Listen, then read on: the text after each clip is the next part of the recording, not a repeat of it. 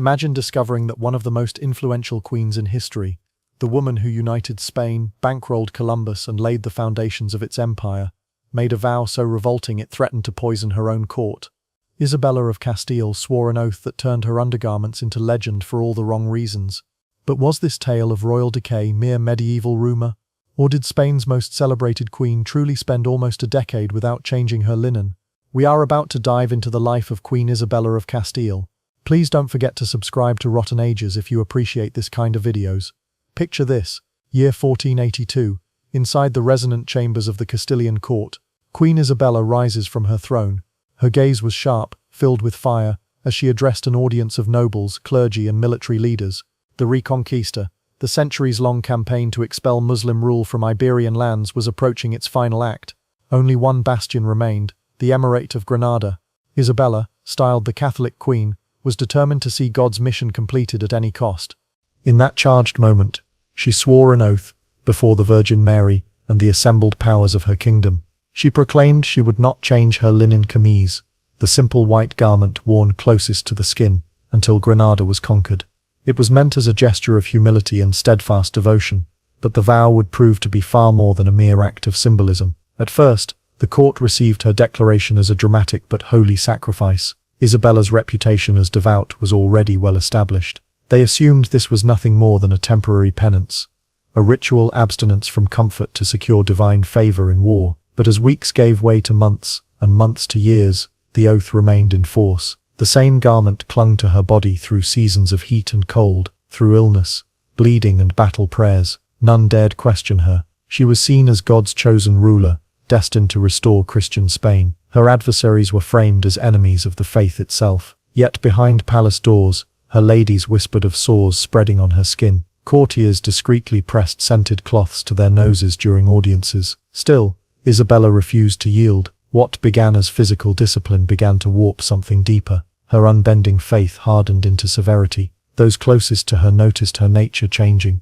less merciful, more inflexible. Decisions once measured became clouded by superstition and an urgent hunger for purity. To some, this was proof of her holiness, that she would sacrifice health itself for salvation. To others, it was evidence of a creeping madness, a rot beginning in the mind and seeping into her reign. Like the stained garment bound to her flesh, the fixation could not be separated from her rule. Her vow, first framed as divine devotion, slowly transformed her into a terrifying symbol. Obsession with purity stained not only her linen, but her legacy, shaping the course of Spain's future. This was no longer a personal struggle. It marked the start of descent into illness, fanaticism, and blood-soaked governance, all of it rooted in a simple promise, not to change her underclothes until the holy war was done. Days blurred into years, but still Isabella's pledge held. What began as a token of piety became a monument to corruption of the flesh. The queen who once embodied majesty and divine authority turned into a figure both feared and revered. At first, her decline appeared gradual. Her complexion grew ashen. A faint odor lingered after long audiences. Servants whispered of irritation and rash, but never aloud. In time, these subtleties could no longer be ignored. The once white linen beneath her regal attire took on permanent stains.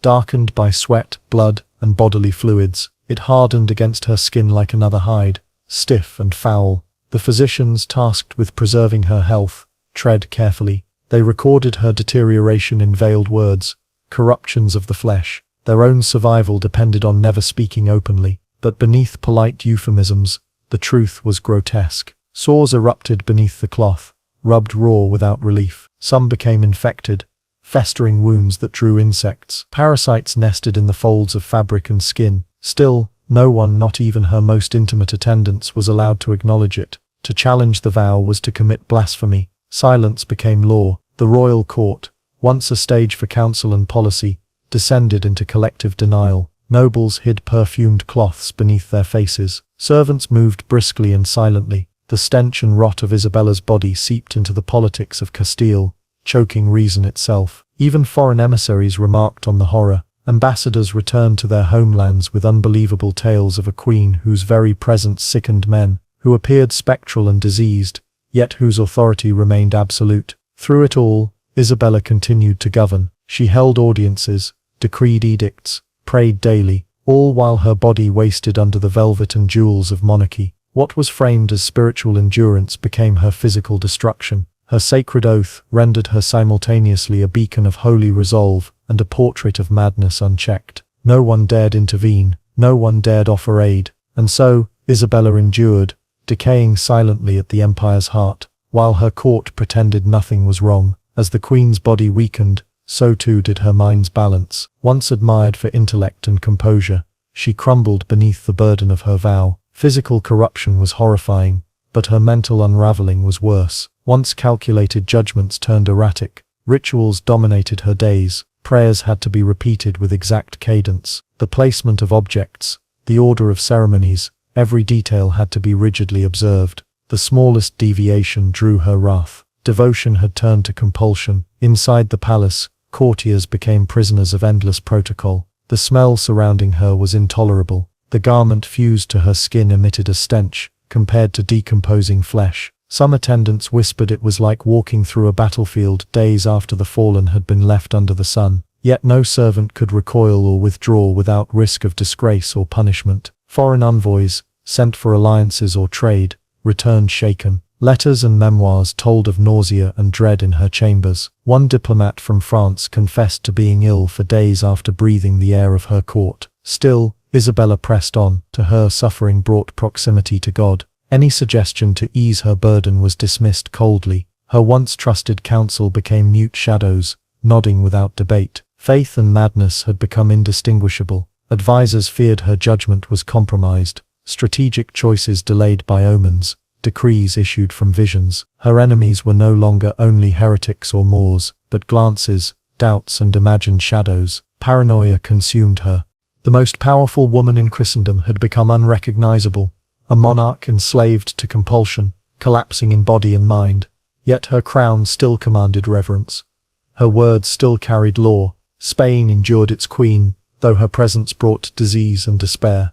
The throne stood intact, but upon it sat a woman unraveling beneath the crushing weight of her own sanctity.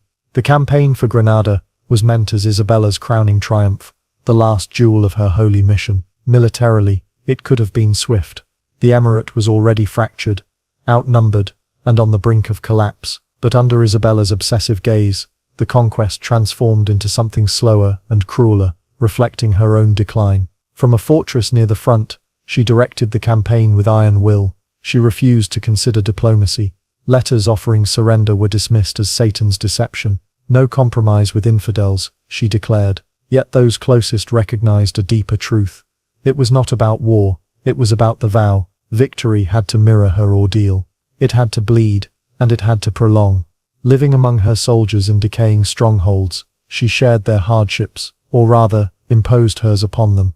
Her condition had worsened, skin covered in oozing sores, hands and neck streaked with dried blood from constant scratching. Her vow had become a curse, binding her in filth. Soldiers spread whispers that she bled black, that insects crawled beneath her robes. Officers avoided her, unless summoned veiled in incense-soaked cloth to endure the air in her chamber. Yet still, loyalty was absolute, driven by fear rather than devotion. One man, however, began to perceive the danger. Cardinal Mendoza, her trusted confessor, grew fearful not just for her health, but her very soul. In secret letters to Toledo, he wrote that her mind was no longer her own, that she worshipped pain and called it holiness. This siege, he wrote, is her mirror. A slow death prolonged by every breath. Afraid, he burned the letters instead of sending them. The siege stretched on, consuming not months but years. Supplies dwindled. Soldiers perished from frost and disease. Yet Isabella persisted. Her suffering transformed into a grotesque banner under which Spain advanced. Her torment became the kingdom's emblem, her wounds a mirror of its struggle. When Granada at last fell, the air was thick, not with jubilation, but exhaustion. The city had been crushed, yet so too had those who fought to take it. Isabella had triumphed, but at a ruinous price. Her body was broken, her mind frayed beyond repair. And yet, in her eyes, this devastation was vindication. She believed God had accepted her sacrifice. The vow had worked. She was now a martyr of her own making. Within the palace walls, the war outside was replaced by a quieter torment. Her court had become an arena of endurance, denial, and fear.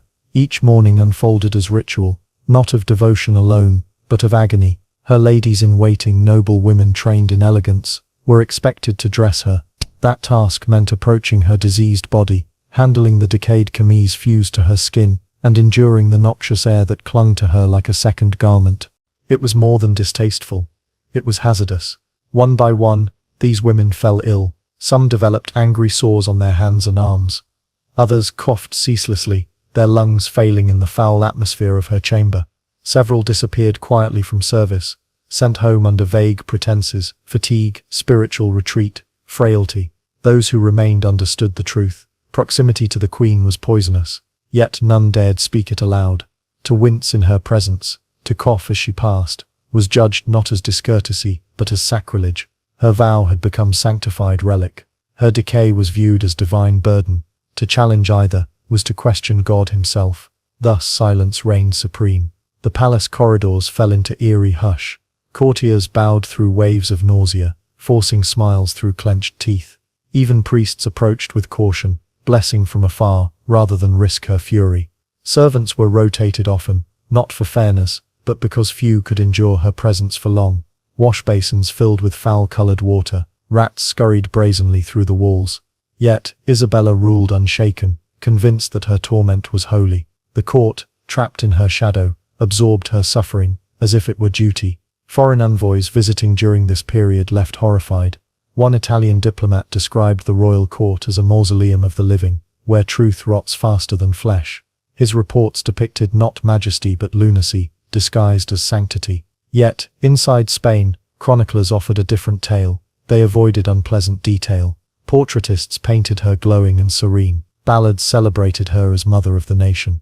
The reality, whispered only in private, was buried beneath official reverence. Thus the court became a reflection of its queen, silenced, decaying, sustained by ritual, and bound by fear. Through it all, Isabella stood untouched by criticism, fortified in her delusion. Her chemise, once a garment of humility, was now a relic of disease and devotion combined. January 2, 1492, Castilian and Aragonese banners flew above the Alhambra. Granada had surrendered. The Reconquista was complete. Centuries of struggle had ended in triumph. But within Isabella's private chambers, there was no radiant queen appearing on balconies. There was only hushed breathing, tense whispers, and physicians huddled in urgent labor. At last, for the first time in nearly a decade, she permitted the removal of the garment she had sworn never to change until victory was secured. What her physicians found horrified, even the most hardened among them. The linen had not merely adhered to her body, it had fused with her skin. As they peeled it away, strips of her flesh tore with it. The chamber filled with the sharp tang of blood and antiseptic herbs. Isabella lay silent through most of it, whether in shock, faith, or agony too profound for voice. Her body trembled uncontrollably, but she refused to cry out. Beneath the fabric, infection reigned. Sores, long hidden, oozed with pus and blood. Blackened lesions marked her back.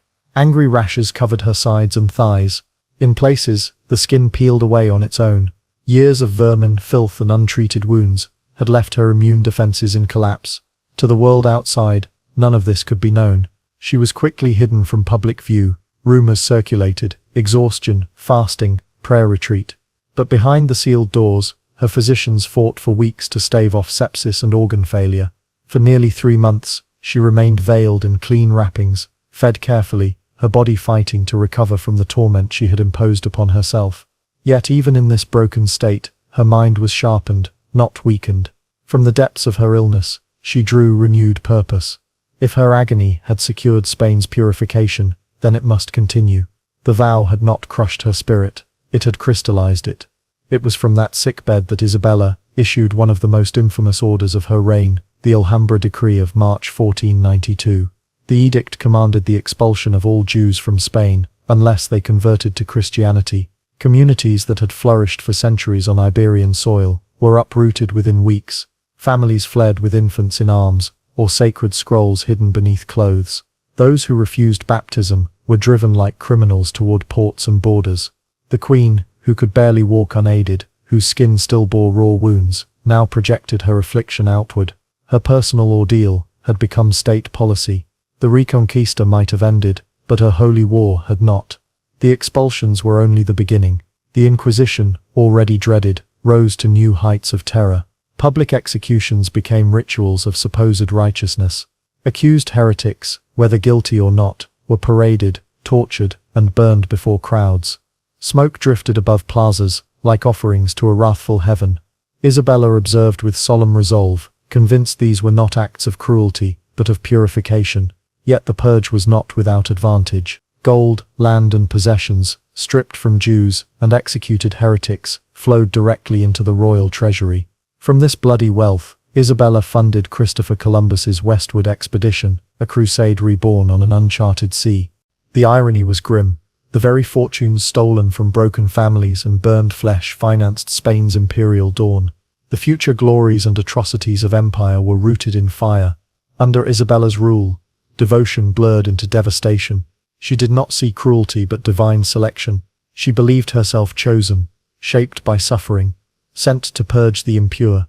Spain bled and burned while she clothed herself in the certainty that pain redeemed. The kingdom's soul was purified, but only through ashes, exile and silence. Spain would indeed rise, but it rose on ruins. What had begun as Isabella's private vow now infected the court itself. Her self-imposed torment became a model to imitate. Nobles once adorned in silks now paraded barefoot, backs lashed and bleeding, clutching crucifixes with trembling hands. They scourged themselves in chapels, leaving marble floors stained with blood. Their cries echoed not in protest, but in prayer. Suffering had become currency, and it was never sufficient. To fast a single day was cowardice. To weep in private was vanity. True faith was judged by spectacle. The louder the agony, the greater the sanctity. Aristocrats prostrated themselves before the queen, carving crosses into their own chests, begging forgiveness for sins real or imagined. Women collapsed in pews, whispering that their agony brought them closer to the Virgin's sorrow. Isabella looked on without expression. Her body may have wasted, but her will had only hardened. She was no longer merely obeyed. She was venerated, a living martyr. What she embodied, severity, obsession, ruthless piety, spread like a contagion through the kingdom. The arts withered first. Painters once commissioned to fill chapels with visions of heaven were now ordered to depict torment, saints in agony, angels with lowered eyes, flames of judgment. Sculptors carved flagellants rather than cherubs. Music slowed to funereal chants. Laughter was condemned as arrogance, joy as heresy. The sciences too were stifled. Natural philosophers were denounced as dangerous. Physicians who questioned divine will were silenced. Scholars fled or consigned their manuscripts to flames. Where once discourse had flourished, silence reigned. Isabella had not commanded this directly. She did not need to. Her example was sufficient. When the queen had nearly perished for God, how could anyone else live for less? Suffering was sanctity. To doubt it was treason. Behind palace walls, tapestries that once celebrated life were replaced with visions of wrath. Even children were raised to equate pain with holiness and curiosity with corruption. Some whispered that the palace itself had changed, its halls colder, its candles dimmer, its shadows unnaturally long, but none dared voice the truth. Isabella's obsession had become Spain's creed. The land of poets, scholars, and diverse cultures had hardened into a kingdom of echoes, echoes of lashes, weeping, whispered prayers and bootsteps against stone. Her torment had become the nation's liturgy. Queen Isabella of Castile passed away in 1504, the woman who had united a fractured kingdom, expelled entire populations, and redirected the course of Western history, was laid to rest beneath marble, incense, and carefully crafted legend. Yet, in the years following her death, something stranger occurred. Her story was not only remembered, it was reshaped. The vow that had fused her body with decay, that had filled her chamber with stench and nearly killed her, was no longer spoken of in horror. Instead, it became a tale of devotion. Chroniclers recast it as discipline, as saintly endurance. They claimed she had refused to change her linen until Granada fell not out of madness, but out of holy strength. What had been whispered as grotesque became immortalized as noble. Statues were erected across Spain, showing her not as she truly was in those last years, but as a radiant queen, eyes turned heavenward, bathed in divine light. Streets bore her name, churches praised her memory, schools invoked her legacy, artists painted her face serene, untouched by the sores and lesions that had marked her body. Poets christened her the mother of the nation. The truth, that courtiers gagged in her presence, that physicians had peeled linen from raw flesh, that her court had suffocated in ritual and silence, was buried with her. But history, even when polished, leaves cracks, and through those cracks, whispers emerged. Her daughter Joanna never recovered from the burden she inherited. She wandered palace halls speaking to shadows, claimed to see her mother's ghost, and was remembered not as a queen, but as La Loca, the madwoman. Some believe Joanna inherited Isabella's strength, others her madness, perhaps both, perhaps neither. What was certain was that the weight of Isabella's reign, its rituals, its expectations, its suffocating sanctity, proved too heavy for her to bear. Behind the marble statues and sanitized narratives remained the truth. Isabella had indeed been powerful and visionary, but also consumed by obsession. She blurred the line between faith and cruelty so completely that she herself could no longer tell one from the other. Her myth became a shield, a weapon wielded by rulers, priests and generals who followed. Her name justified wars, decrees and flames. What began as a private vow in a chapel echoed through centuries as a sanctified excuse for fear and violence. Statues stood tall, her name was sung in prayers, but the real Isabella remained entombed not just in stone but in silence, a silence crafted not from reverence but from deliberate forgetting. Centuries passed, yet Isabella's legacy refused to fade quietly into archives. Historians, scientists and scholars continued to unearth the debris of her reign, bones from mass graves, letters written with trembling hands, fragments of garments sealed in chests. Each relic whispered the truth behind the legend.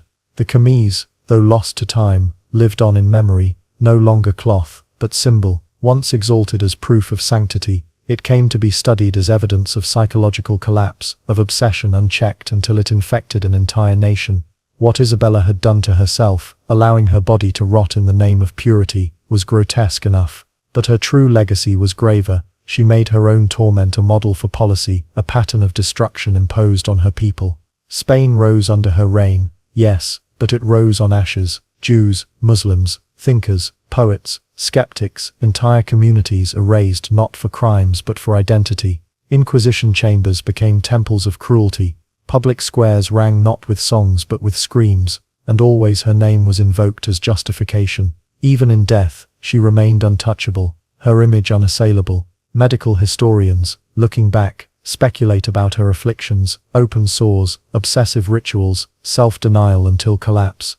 Today they might have named it obsessive-compulsive disorder fueled by religious mania. Epidemiologists trace outbreaks in her court. Psychologists examine her compulsions. Anthropologists study the cultural trauma radiating from her reign like aftershocks. Yet the most haunting revelation is not medical but human. How easily power cloaked in divine mission can lose sight of compassion. How swiftly a crown can become a veil blinding its wearer to suffering. Isabella remains a paradox.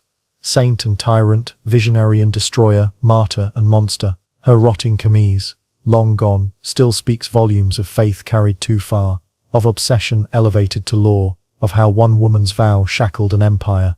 Spain under Isabella had become a land reshaped by her vow, a kingdom where suffering was elevated to faith and silence became survival. Her obsession seeped outward from her chamber into every corridor of power.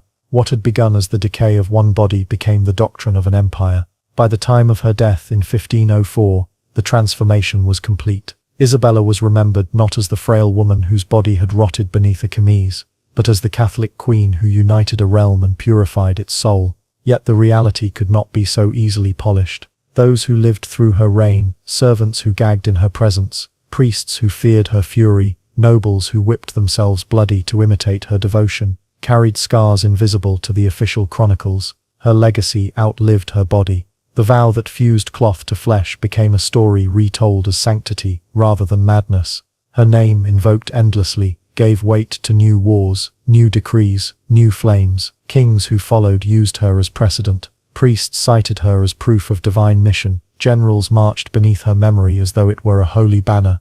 Spain's rise was undeniable. The Reconquista completed, an empire across the seas born, wealth poured into Castile and Aragon, but it rose on ruin. Exile, silence and fire, communities eradicated, cultures smothered, voices lost. Her vow had been personal, yet its consequences became generational. Even centuries later, the shadow lingered. Statues of Isabella still stand in plazas, schools, churches and streets carry her name. Paintings continue to depict her face serene, glowing with imagined holiness. Yet beneath marble and bronze lies the darker truth that her sanctity was inseparable from brutality, her endurance indistinguishable from cruelty. Modern scholarship seeks to peel back the myth. Physicians look at her symptoms and see untreated infection, parasites, and psychological disorder. Psychologists identify compulsive rituals turned state policy. Epidemiologists trace outbreaks that began in her court. Anthropologists measure the trauma of entire cultures erased.